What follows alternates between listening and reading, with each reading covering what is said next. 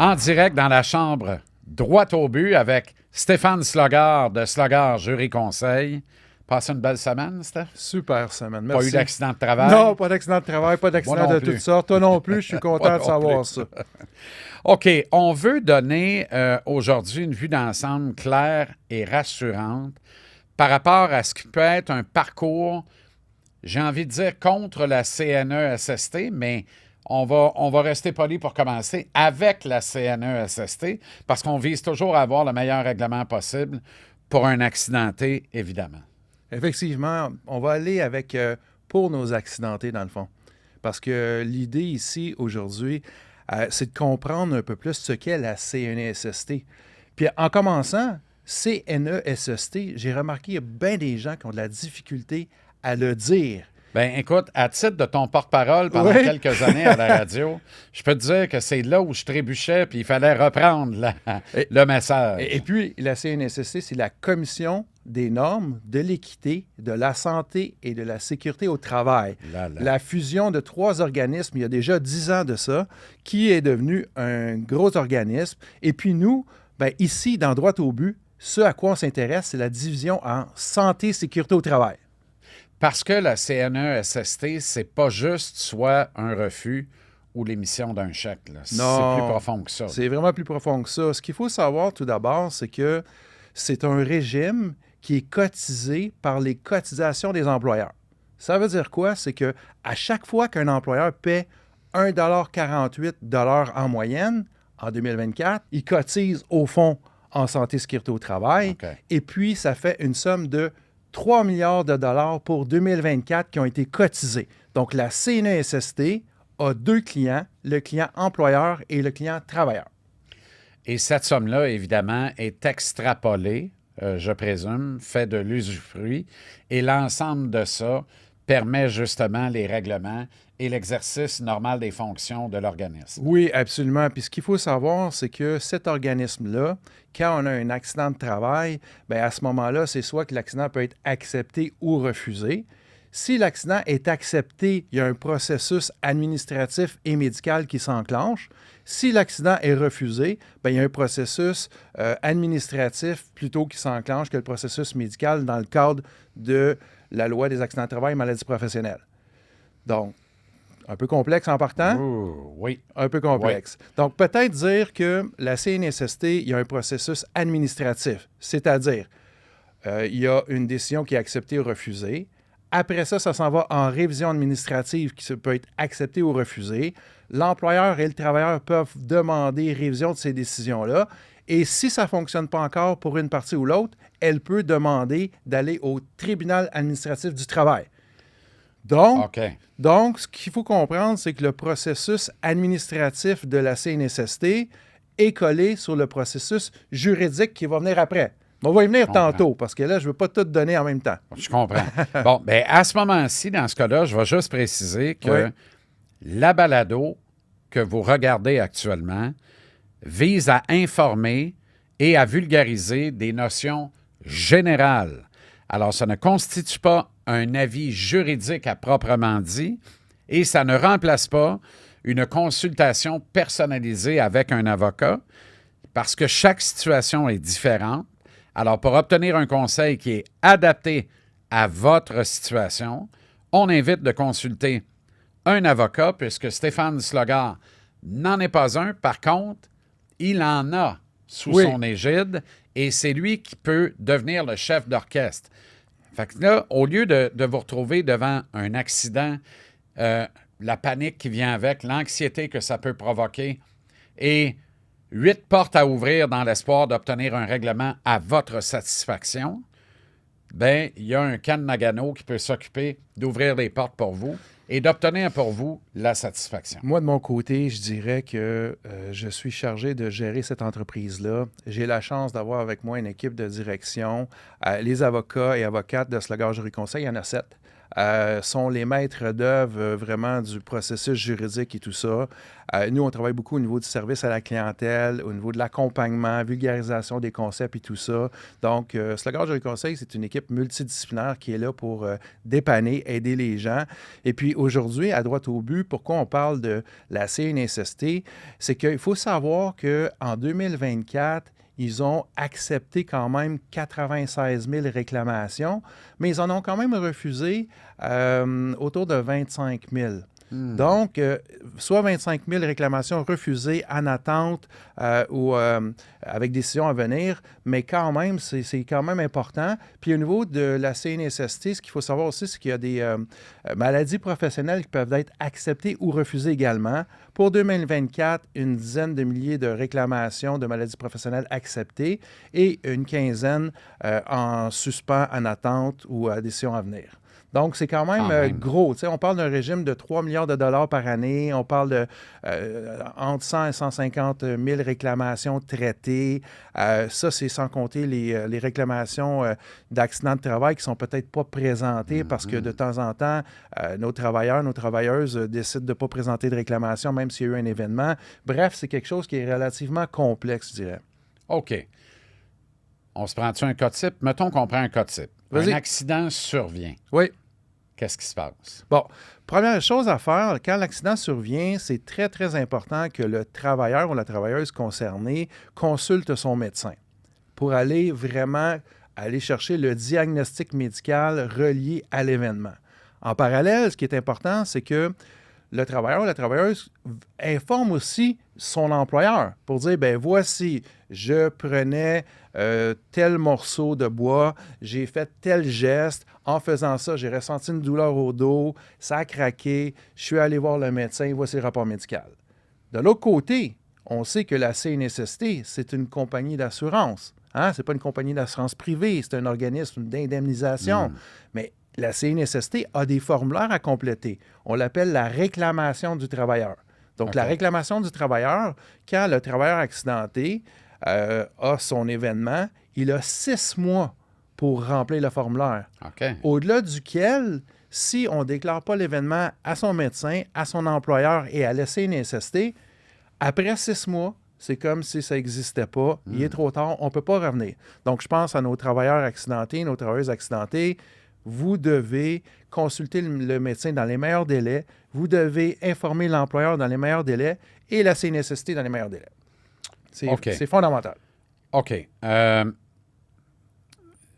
On peut aller chercher jusqu'à combien de pourcentage du salaire? Là? OK. Ça, c'est une question qu'on se pose souvent. Là, Bonne question. Au niveau de ce qu'on appelle le salaire indemnisable, bien, premièrement, il y a un maximum annuel assurable, c'est-à-dire actuellement, pour 2026, il est à 103 000, si je ne m'abuse, là, peut-être une différence de quelques mille là, à vérifier. Mais quelqu'un qui gagnerait, exemple, 150 000 par année et plus, là, nos gars de construction, nos filles de construction, souvent gagnent plus que ça, mais il faut savoir qu'ils vont être indemnisés à 90 du salaire net dû jusqu'à un maximum de 103 000. Ça veut dire quoi? Ça veut dire qu'ils vont avoir une perte de revenus, c'est clair. Puis pour établir la base salariale, je ne veux pas être trop technique, mais la CNSST va retirer l'impôt provincial, l'impôt fédéral, régime québécois d'assurance parentale, l'assurance emploi, puis la Régie des rentes. Puis de ce qui reste, ils vont payer 90 du salaire net. OK. Exemple. Je fais de la mathématique rapide. Là. J'haïs pas ça. Vas-y. Mettons, le gars fait 100 ou la fille fait 150 000, paye 50 d'impôts, on fait ça simple. Il reste 75, tu aurais 90 de 75, donc tu aurais 67 500 $. Non. Tu vas avoir, mettons, le 103, je te le ramène à 100. On va l'amener à 100, donc tu diminues ton taux d'imposition. Parce que j'imagine qu'à 100 000, on va te payer, mais sur l'imposition de 100 000, qui là, tu drops à 40 il te reste 60 000, tu vas faire 90 de 60 000. Donc là, tu vas aller chercher 54 000. Tu as quand même un manque à gagner de 13 500. Si tu es sur le break un an, c'est 1 000 $ par mois que tu as de moins dans tes poches. Je vais te raconter ça vite. Je t'ai totalement perdu, mais c'est pas grave. OK, correct. Mais tu sais quoi? Moi, je vais te le dire. Peux-tu te confirmer? Je me suis suivi de peine et de misère. Mais je vais te dire une chose. 90 du salaire net. La formule claire à se rappeler, là, c'est que quand vous avez un accident de travail, vous êtes indemnisé à 90 Tu parles de votre 10 salaire de tes net. revenus, mais jusqu'à concurrence de 103. Exact. OK. Mais 103 000, ça couvre quand même pas mal de monde. C'est intéressant, mais, Oui. mais est-ce que c'est une bataille qui... Rentre-tu dans quelque chose qui est pas gagnable? C'est une bataille qu'éventuellement, ça va être révisé? J'imagine que ça fluctue tout le temps d'année en année. Je vais donner la clé pour ne pas faire de longues discussions ou de longues batailles sur un élément comme ça. Ouais. La clé est la suivante, c'est que quand vous avez l'accident de travail, que vous complétez la réclamation du travailleur, votre employeur va demander ce qu'on appelle une demande de remboursement à la CNSST pour les 14 premiers jours. Et ça, c'est ce qu'il faut surveiller pour avoir la bonne base d'indemnisation salariale. Donc, ça se passe au début comme ça. Après coup, ça se fait, ça se travaille, mais je dirais que dans le régime global de la CNSST, dans tout le lot des choses sur lesquelles on peut se battre, c'est pas la pierre angulaire. OK. Donc, le meilleur conseil ou la meilleure suggestion Ouais. ou la meilleure information stratégique, c'est dès le début, vous surveillez ça. Ça se passe dans le premier mois. 14 premiers jours, l'employeur demande la demande de remboursement. Les données sont là. Là où, en principe, tu es le plus magané, c'est là où il faut que tu sois le plus Oui. allumé. Oui, oui, c'est OK. ça. Exact. Bon, réclamation acceptée, le parcours médical. Oui, OK. Réclamation Parce que acceptée, les parcours gens disent, médical. pour avoir un chèque, il faut que je remplisse Oui. 22 papiers. Super important. Tu as eu un accident, tu es allé voir ton médecin, tu as un rapport médical, parfait, c'est bien parti. Sur ça, il y a un diagnostic, puis il y a une date à laquelle tu devrais être mieux. De l'autre côté, ben, il faut savoir que vu que la CNSST a deux clients, client employeur puis client travailleur, Okay. client employeur parce que c'est lui qui paye les primes, client travailleur parce que c'est lui qui est protégé par la loi, ben, à ce moment-là, quand la CNSST va émettre une décision, l'employeur pourrait demander révision de cette décision-là. Ça veut dire quoi? Ça veut dire qu'il va dire qu'il n'est pas d'accord avec ce qui est arrivé. Quand je pense à nos travailleurs accidentés et à nos travailleuses accidentées, ça ne veut pas dire qu'il n'y a pas eu d'événement. Ça veut peut-être dire qu'il veut juste protéger ses intérêts. On se rappelle que c'est une question de financement, la CNSST. Donc, je mets ça de côté. On va revenir en cours de balado avec qu'est-ce qu'il y en est au niveau des droits des employeurs. OK. Mais ici, ce qu'il faut savoir, c'est qu'il y a un parcours administratif où il y a une décision qui est rendue au début, qui peut être demandée en révision par l'une des deux parties ou les deux clients, qu'il y a une autre décision qui va être rendue en révision administrative. Ça termine le travail de la CNSST. Si on n'est pas d'accord avec ça, on conteste, on s'en va au tribunal, puis là, il va y avoir un juge qui va décider sur la situation.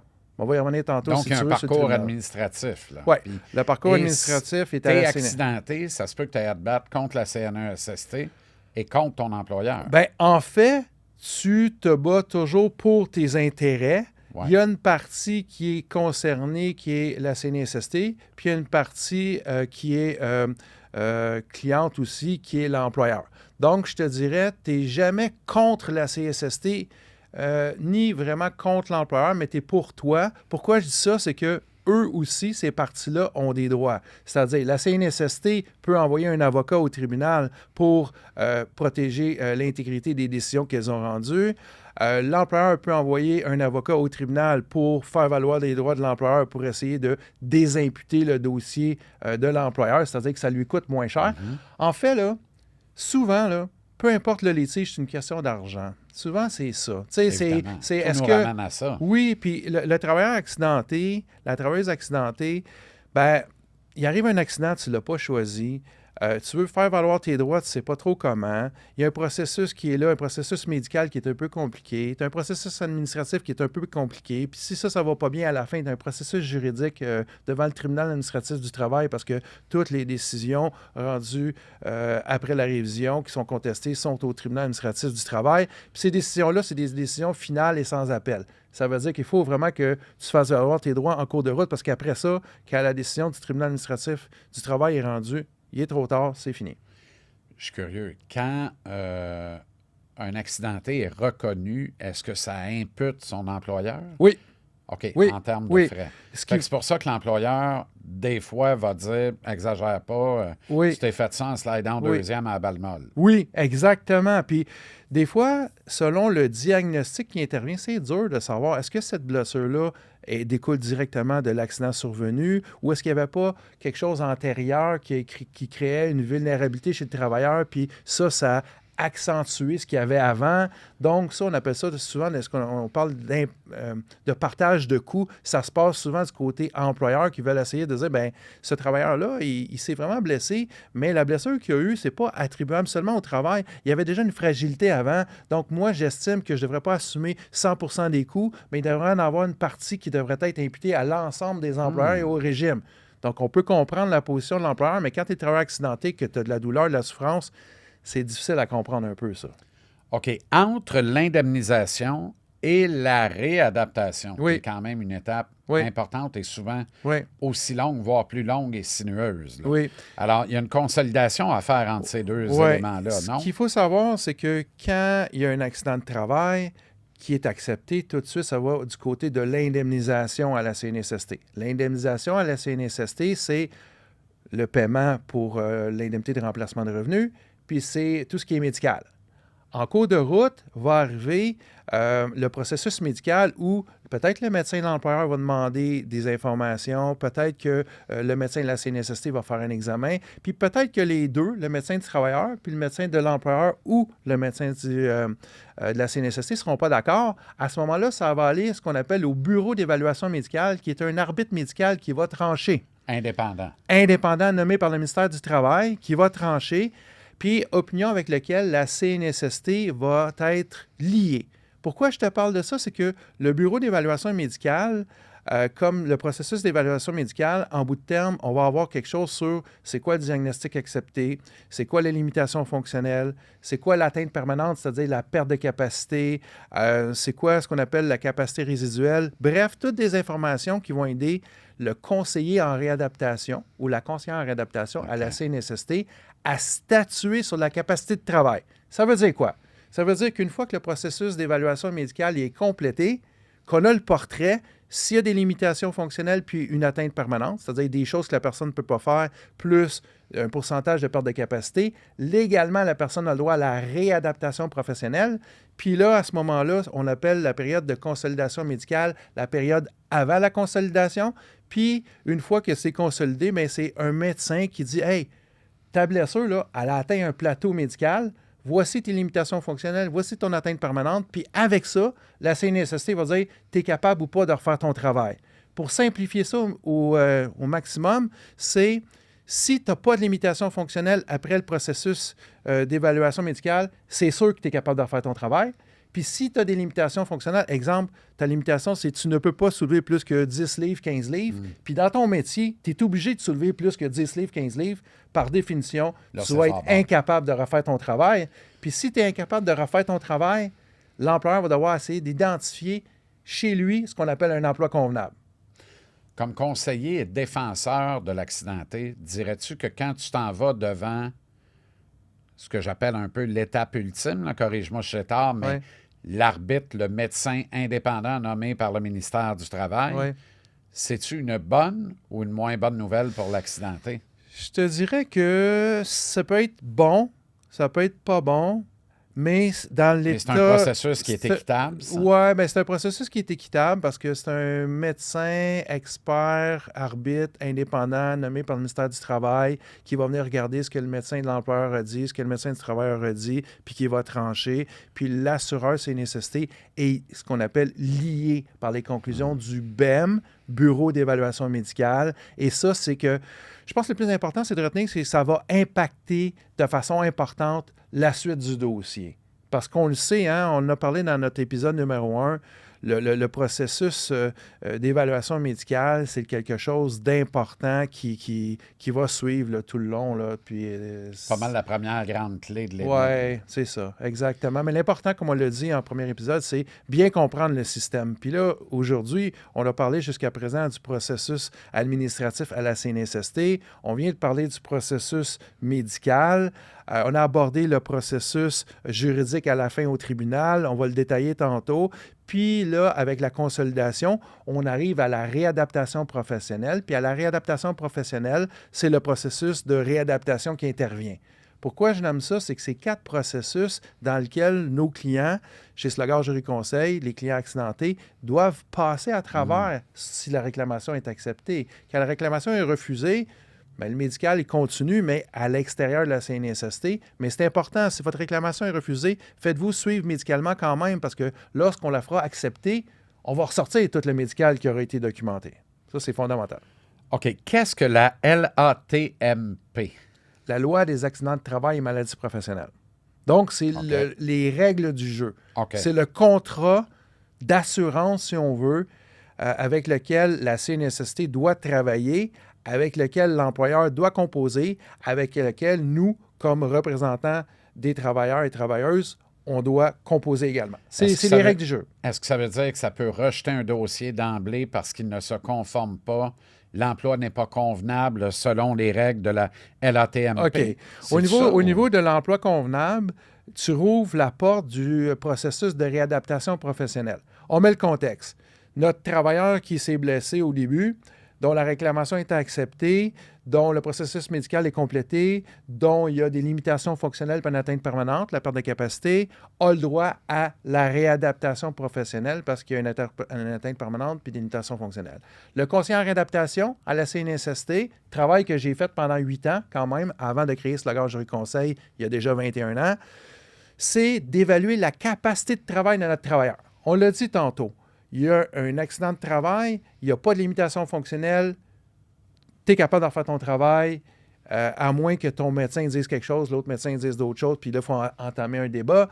Mais par définition, pour le conseiller en réadaptation, qui est l'employé de la compagnie d'assurance CNSST à cette étape-là, va dire tu es capable de faire ton travail. Si tu n'es pas d'accord, la beauté du concept, c'est il y aura une décision rendue, puis tu pourras demander la révision de cette décision-là. Tu peux faire valoir tes droits par un cabinet d'avocats, puis on va faire valoir les droits, puis on peut travailler en révision administrative à la CNSST. Puis si ça ne fonctionne pas, on peut contester encore, puis aller au tribunal administratif. Puis là, à ce moment-là, on peut faire valoir les droits. Je t'entends sur ta réadaptation, je ne t'ai pas oublié. Ouais. L'emploi convenable. L'emploi convenable, de son côté, c'est est-ce que quand le conseiller en réadaptation de la CNSST va déterminer un emploi convenable, premièrement, il doit aller chercher la collaboration du travailleur accidenté. C'est obligatoire, c'est dans la loi. Deuxièmement, il va devoir regarder c'est quoi les limitations fonctionnelles, parce que si les limitations fonctionnelles ne sont pas respectées dans le travail d'origine, bien, ça prend un emploi qui va les respecter. Ensuite de ça, il faut que ça respecte ce qu'on appelle les qualifications professionnelles. Il faut que ce soit quelque chose qui est approprié à la réalité de la personne. La personne, c'est un employé manuel. Son emploi convenable va rester dans ces secteurs-là. Ensuite de ça, il faut qu'il y ait des possibilités raisonnables d'embauche. Bref, il y a 5 critères au niveau de détermination d'un emploi convenable. Depuis le début, on parle de dommages physiques. Il y a un dommage psychologique qu'on peut démontrer avoir été subi à l'intérieur de l'exercice des fonctions d'un accidenté, mais psychologique et non physique. Oui. Ce qui est important. Est-ce qu'on peut entrer quand même dans les dédales de la CNESST et obtenir réparation? La clé est toujours la même chose. Tu as une blessure psychologique, ton médecin l'a diagnostiqué, ça prend le rapport médical qui dit voici le diagnostic psychologique et il est en lien avec l'accident de travail. OK? C'est la clé. Parce que quelqu'un peut avoir un accident avec une blessure physique, peut vivre des conséquences extérieures, puis c'est peut-être les conséquences extérieures qui causent la blessure psychologique. Donc, dans ce régime-ci, ce qui est important, toujours, c'est quel est le diagnostic médical, puis est-ce que c'est en lien avec la blessure et l'accident. Et en conclusion? Oui. Bien, en conclusion, moi, ce que je peux dire, c'est que quand on est rendu au bout du processus, on a parlé du juridique tantôt, il y a 2 services. Il y a le service de la conciliation où on peut travailler pour avoir ce qu'on appelle un accord à l'amiable. Ce n'est pas le vrai terme, mais c'est en langage populaire. C'est une rencontre de conciliation où on peut aller à procès devant un juge pour avoir un jugement. Donc, en conclusion, moi, ce que je peux dire, c'est que ce soit le processus d'évaluation médicale, le processus administratif, le processus juridique ou le processus de réadaptation professionnelle, c'est très, très important de bien comprendre dans quoi on joue. C'est très important de se faire accompagner. C'est très important d'avoir de l'information. Ce qu'on a voulu dire aujourd'hui, vous avez vu, c'est très complexe, c'est qu'il faut être à l'affût de ces 4 processus-là, de toujours se rappeler que le médical fait foi de tout, puis les décisions administratif et juridique, bien, c'est ça qui guide l'alignement du dossier. On ne réglera pas tout dans notre épisode numéro 2 aujourd'hui, là. Non, mais je retiens une affaire, par exemple. Tu es un accidenté, pour mieux aller droit au but, autant que ça puisse être possible, et surtout atteindre les objectifs, il faut consulter Slogar Jury Conseil. Slogar Jury Conseil, c'est un cabinet d'avocats spécialisé pour les accidentés du travail, les accidentés de la route, les gens qui ont des conditions personnelles. C'est notre passion, c'est notre gagne-pain, c'est ce qu'on aime faire, c'est dans quoi on est bon. Ça fait déjà 21 ans qu'on fait ça. Donc, droit au but? Droit au but, Steph, merci. Droit au but avec Slogar.